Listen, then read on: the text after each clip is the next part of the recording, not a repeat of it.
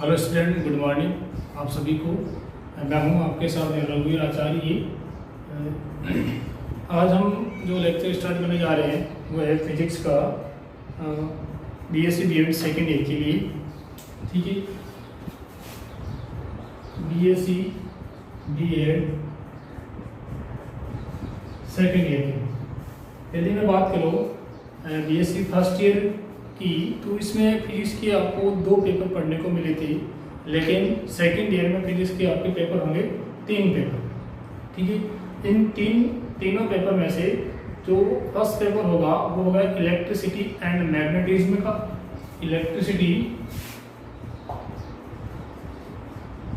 Paper first, electricity and magnetism का, और paper second होगा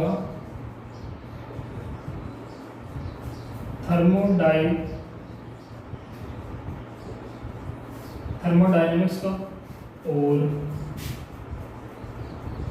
पेपर थर्ड होगा ऑप्टिक्स। ठीक है, इस लेक्चर में अपन लोग केवल और केवल पेपर सेकंड थर्मोडायनेमिक्स के बारे में चर्चा करेंगे। ठीक है, इस पेपर में से आपको 5 यूनिट कवर करनी है। ठीक है, इन 5 यूनिट में से जो स्टार्टिंग की 4 यूनिट हैं, unit first, second, third and fourth unit, ये 4 के 4 यूनिट कवर होगी थर्मोडायनेमिक्स में से, और जो बची हुई लास्ट यूनिट है ये कवर होगी क्वांटम मैकेनिक्स से।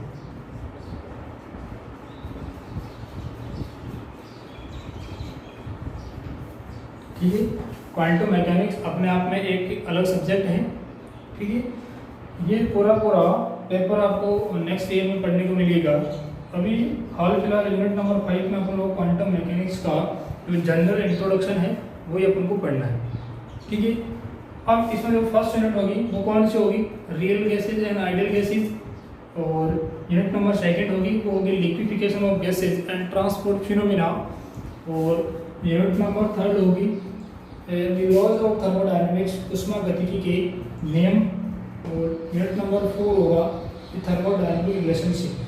ठीक है, आज हम लोग केवल यूनिट नंबर फर्स्ट स्टार्ट कर रहे हैं कि assumption of kinetic theory of gases, कि काइनेटिक थ्योरी के एजम्पशन क्या थे, ये क्यों बनाए गए थे, और यदि ये एजम्पशन नहीं लेके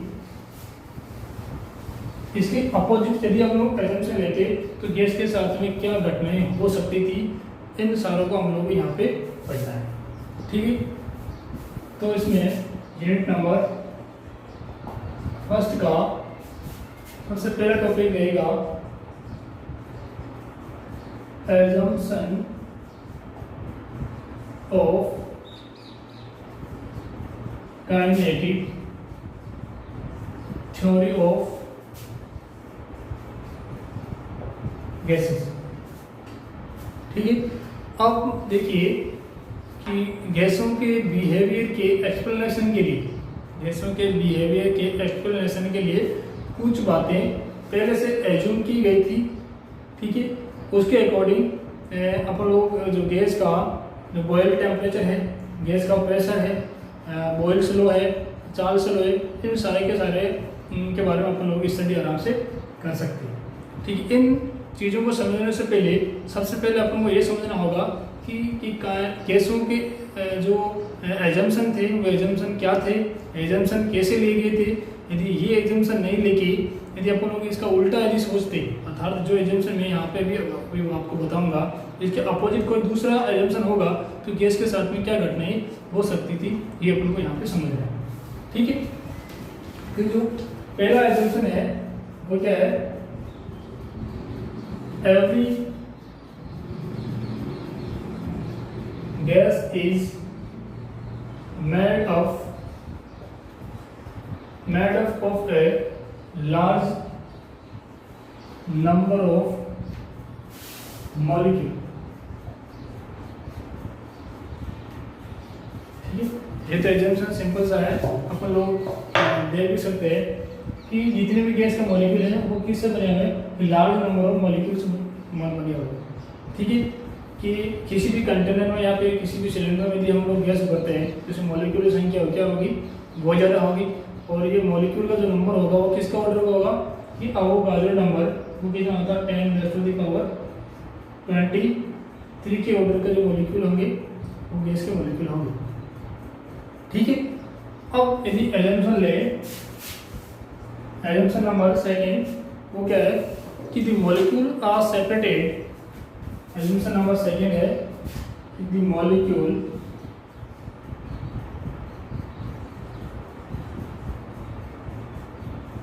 are separated by a distance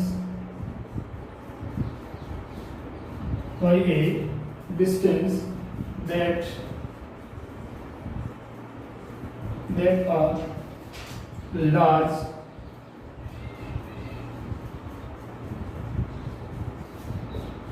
compared to the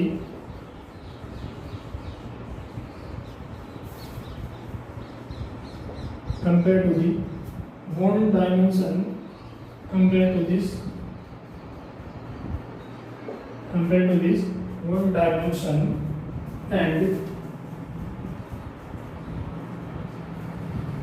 are in a state of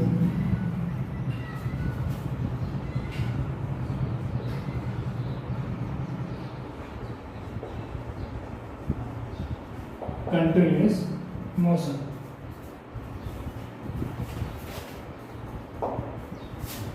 तो देखिए यहाँ पे जो मैंने लिखा है वो क्या है, कंटिन्यूअस मोशन, और the molecules are separated by a distance that are large compare to this one dimensional and are in a state of continuous motion. इसका मीनिंग क्या हुआ कि जो गैस के मॉलिक्यूल्स हैं उन मॉलिक्यूल के बीच में डिस्टेंस होगी, वो डिस्टेंस बहुत ज़्यादा होगी किसके कंपैरिजन में, उस मॉलिक्यूल की साइज के कंपैरिजन। अर्थात मान लो किसी गैस का मॉलिक्यूल का जो डायमीटर है वो क्या है, डी है, और दूसरा मॉलिक्यूल आ रहा है, उन दोनों के बीच में डिस्टेंस क्या है, आर है।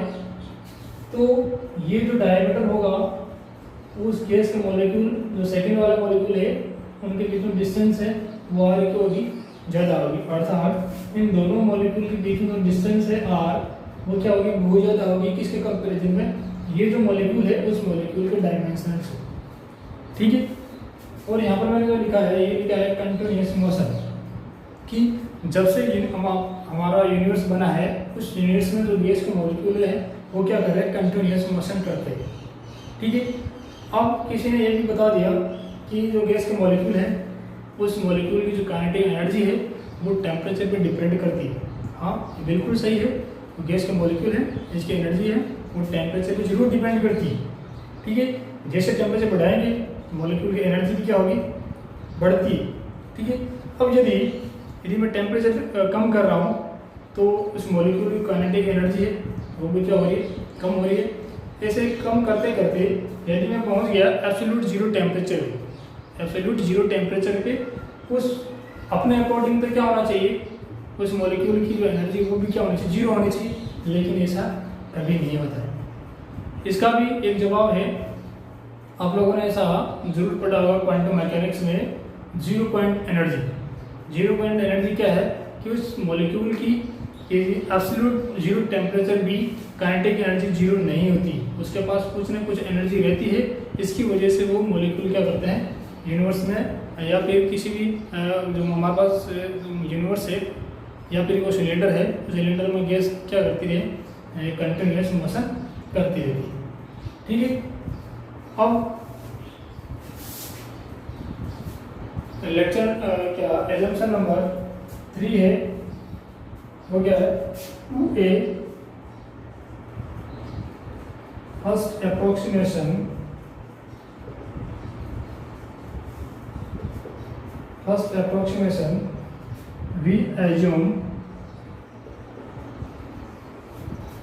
we assume that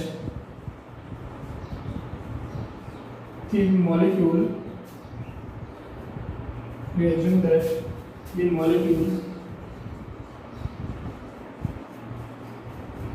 are the molecule exert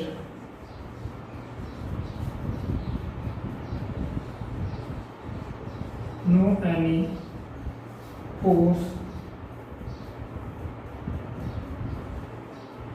on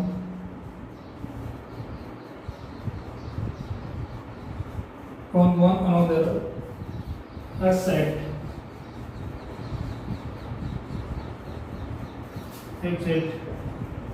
when they collide। ठीक, जो थर्ड अप्रोक्सीमेशन है वो क्या है? To a first approximation we assume that the molecules exert no any force on one another except when they collide।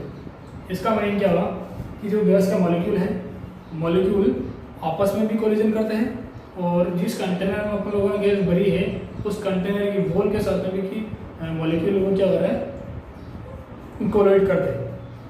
ठीक है, इस collision के अलावा इस गैस के मॉलिक्यूल के ऊपर कोई एक्स्ट्रा फोर्स काम नहीं करता है। ठीक है, दी एक्स्ट्रा फोर्स काम नहीं करता है, इसका मीनिंग क्या हुआ कि जो गैस का फोर्स क्या हो गया, जीरो हो गया। एक्स्ट्रा फोर्स काम नहीं करेगा अपने का, तो फोर्स क्या हो गया, जीरो हो गया। फोर्स जीरो कब होगा? एफ इक्वल टू क्या होता है, एम ए के बराबर।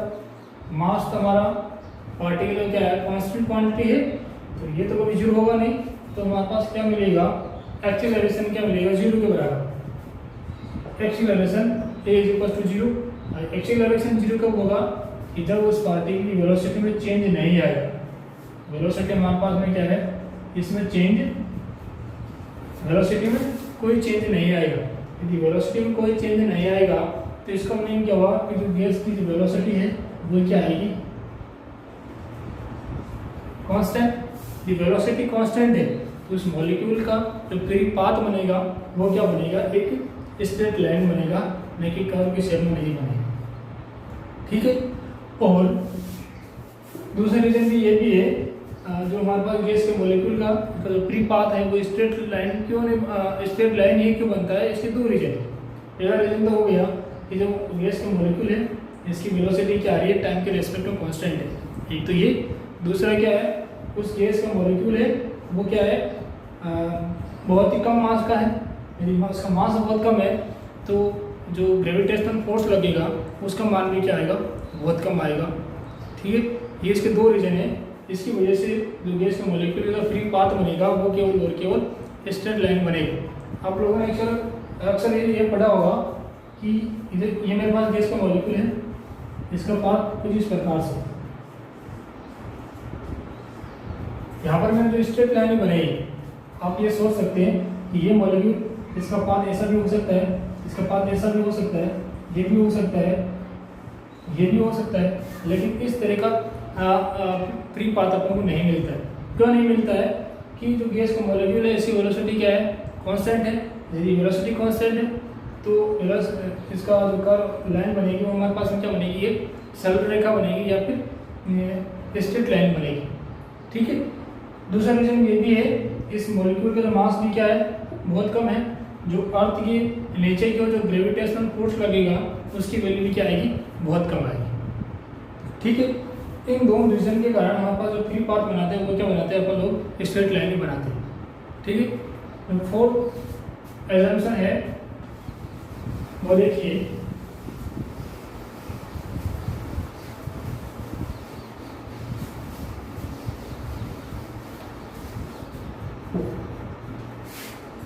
assumption number 4, the collision of the molecule, collision of the molecule with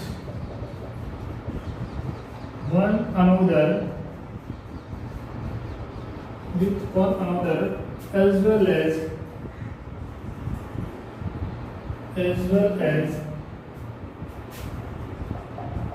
with the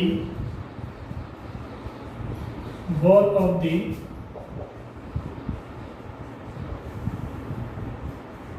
container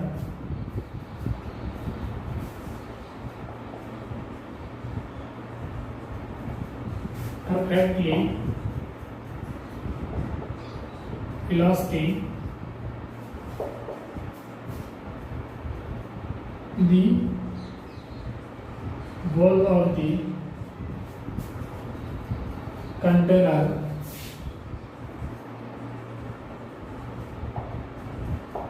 is smooth. ठीक है, जो फोर्थ एग्जाम्पल आप लोग देखिए, collision of the molecule with one another as well as with the wall of the container is perfectly elastic. यहाँ पर मैंने एक वर्ड लिखा है परफेक्टली इलास्टिक कोलिजन। ये वर्ड आप लोगों को लास्ट ईयर में मैकेनिक्स के पेपर में आपको जरूर पढ़ने को मिली होगी कि परफेक्टली इलास्टिक कोलिजन क्या होता है और इनलास्टिक कोलिजन क्या होता है। यदि ये एजम्पशन लिया गया कि जो गैस का मॉलिक्यूल है वो मॉलिक्यूल आपस में भी टक्कर करते हैं और जिस कंटेनर में अपन लोगों ने जो गैस भरी है उस कंटेनर की वॉल के साथ में भी मॉलिक्यूल क्या करे कोलिजन करते हैं। और ये कोलिजन कौन सा होगा? परफेक्टली इलास्टिक कोलिजन होगा। यदि अपन लोग ये भी सोचते हैं कि परफेक्टली इलास्टिक कोलिजन ये क्यों लिया गया, यदि इनइलास्टिक कोलिजन होता तो गैस के साथ में क्या घटना होगी, ये भी अपन को यहाँ पर पढ़ना है। ठीक है, अब देखिए इलास्टिक कोलिजन इसका मीनिंग क्या है कि गैस के मॉलिक्यूल कोलिजन कर रहे हैं, उस कोलिजन के बाद में और जो पहले उन दोनों की जो काइनेटिक एनर्जी थी वो क्या होनी चाहिए? बराबर होनी चाहिए। अर्थात before the collision and after the collision the kinetic energy of the molecule must be conserve. किसके अकॉर्डिंग? Perfectly elastic collision. ठीक है, इसमें कोई दिक्कत नहीं है। यदि हम लोग ये माने कि गैस के जो मॉलिक्यूल है वो क्या कर रहे हैं? इलास्टिक कोलिजन करते हैं, तो गैस के साथ में क्या घटना हो सकती है ये अपन को यहाँ पे समझना है। ठीक है, जो गैस के मॉलिक्यूल है इलास्टिक कोलिजन करेंगे तो अपन लोगों ने यह मान लिया कि elastic collision energy inelastic collision में एनर्जी कंजर्व नहीं रहेगी, या तो एनर्जी कोलिजन के बाद में घटेगी या फिर कोलिजन के बाद में एनर्जी उसकी बढ़ेगी। तो इन दोनों में से सबसे पहला केस लेके चलते हैं, वो लेके चल रहे हैं यदि गैस के मॉलिक्यूल की एनर्जी कोलिजन के बाद में यदि घट रही हो तो गैस की क्या घटना हो सकती है ये अपन को यहाँ पे समझना है। ठीक है, माना कि काइनेटिक एनर्जी ये मैं नोटिस लिखा है वो क्या है कि कोलिजन के बाद में उसकी एनर्जी, ये काइनेटिक एनर्जी वो क्या है? कोलिजन के पहले उस मॉलिक्यूल की काइनेटिक एनर्जी। ठीक है, अपन लोग जिस केस की बात कर रहे हैं कि गैस के जो मॉलिक्यूल है उस मॉलिक्यूल की काइनेटिक एनर्जी कोलिजन के बाद में यदि घट रही है तो क्या होगा? इसका मीनिंग क्या हुआ? कौन से केस की बात कर रहे हैं? ये कर रहे हैं ये काइनेटिक, ये एनर्जी कौन सी है? कोलिजन के बाद की। ये एनर्जी कौन सी है? कोलिजन के पहले की। इस काइनेटिक एनर्जी क्या हो रही है? घट रही है। इस कंडीशन में क्या होगा कि मान लो एक कंटेनर या फिर किसी सिलेंडर में आप लोगों ने गैस भर ली है, वो गैस के मॉलिक्यूल हैं आपस में भी कोलिजन करते हैं और उस कंटेनर की वॉल के साथ में भी कोलिजन जरूर करते हैं। ठीक है, अब कोलिजन करते हैं और कोलिजन के बाद में उसकी काइनेटिक एनर्जी क्या हो रही है? घट रही है। ये काइनेटिक एनर्जी घट रही है, इसका मीनिंग क्या हुआ? वो गैस क्या हो रही? ठंडी हो रही। और जैसे जैसे गैस ठंडी होगी तो वो गैस जिस यहाँ पे रूम में मैंने सिलेंडर रख दिया तो वो एनवायरनमेंट से क्या करेगा? वो क्या करेगी? गैस एनर्जी को एब्जॉर्ब करेगी। वो एनर्जी एब्जॉर्ब करके उस रूम टेम्परेचर को पूरा एकदम ठंडा कर देगी। ठीक, यदि गैस ऐसा काम करती है तो फिर फ्रिज या एसी वगैरह लगाने की जरूरत क्यों पड़ती? ठीक है, अब यदि दूसरा केस ले कि काइनेटिक एनर्जी कोलिजन के बाद में बढ़ रही है, ये वाला केस, इसमें क्या होगा? यदि काइनेटिक एनर्जी बढ़ रही है तो क्या होगा? गैस का मॉलिक्यूल कोलिजन करेंगे, इसकी एनर्जी बढ़ेगी तो ये क्या करेगा कि हीट सोर्स का काम करेगा। गैस के मॉलिक्यूल क्या करेंगे? हीट सोर्स का काम करेगा, अर्थात एनवायरनमेंट को एनर्जी देगा। यदि एनवायरनमेंट को एनर्जी देगा तो हम लोग जो डेली लाइफ में हम लोग काम करते हैं, पानी गर्म करना, चाय बनाना, ये सारा काम सिलेंडर पे रख देते तो ऑटोमेटिक हो जाता। क्या ऐसा पॉसिबल है क्या? ऐसा नहीं होता। इसलिए हम लोग जो एजेंसी लेते हैं वो क्या लेते हैं? Perfectly elastic collision. इस कोलिजन में क्या होगा, जिस मॉलिक्यूल जो काइनेटिक एनर्जी है वो दोनों में क्या रहेगी? कंजर्व रहेगी, अर्थात कोलिजन के बाद में और कोलिजन के पहले उसकी काइनेटिक एनर्जी में कोई चेंज नहीं आएगा। ठीक है। अब एजेंशन नंबर 5 की बात करें वो क्या है? In the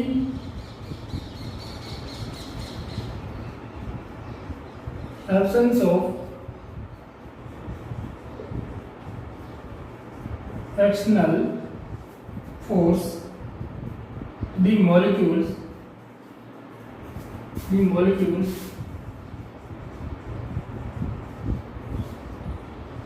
are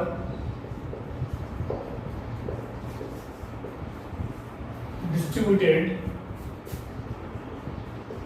uniformly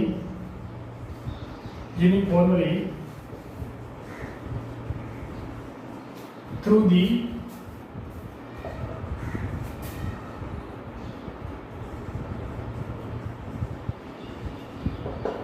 container. ठीक है। ये जंक्शन आप लोग देखिए, यहाँ पर मैंने तो लिखा है एक्सटर्नल फोर्स की एब्सेंस में और गैस का मॉलिक्यूल है वो क्या आ रहा है? यूनिफॉर्मली डिस्ट्रीब्यूटेड, अर्थात समान रूप से पूरे जिस कंटेनर भरी है उस कंटेनर के वॉल्यूम में जो गैस का मॉलिक्यूल है वो समान रूप से क्या रहते हैं?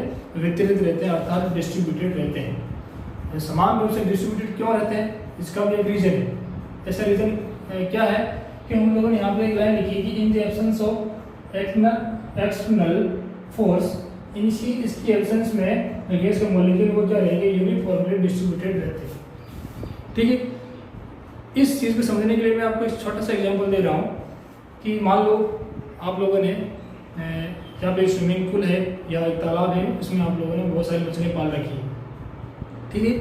अब मछलियाँ जैसे तालाब में आप लोगों ने छोड़ी है, छोड़ते ही मछलियाँ क्या होगी?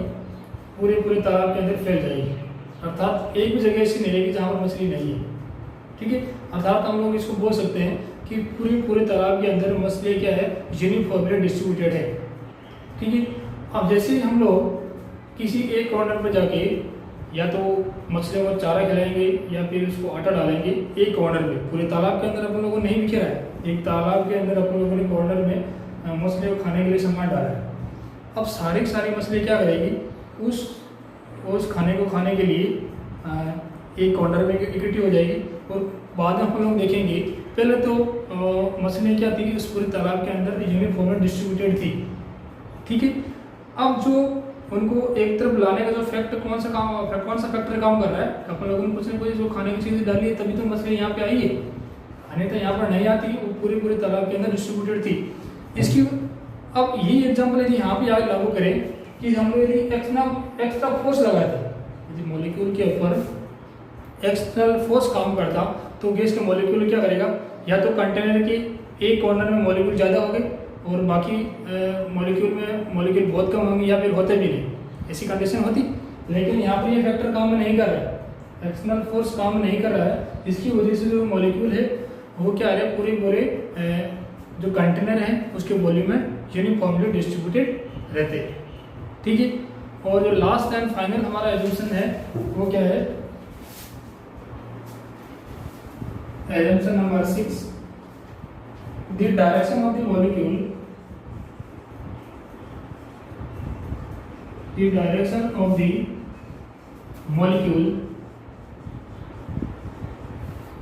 molecular motion is assumed to be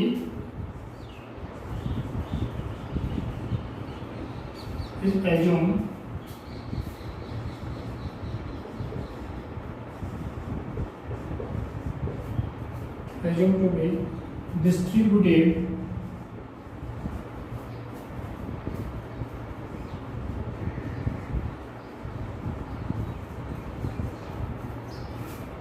इधर सिंपल सा है कि यदि हमारे पास कोई मॉलिक्यूल है उसके ऊपर कोई फोर्स काम नहीं करता है तो वो मॉलिक्यूल उस कंटेनर में उसका जो मोशन की डायरेक्शन होगी वो तीनों डायरेक्शन में समान है।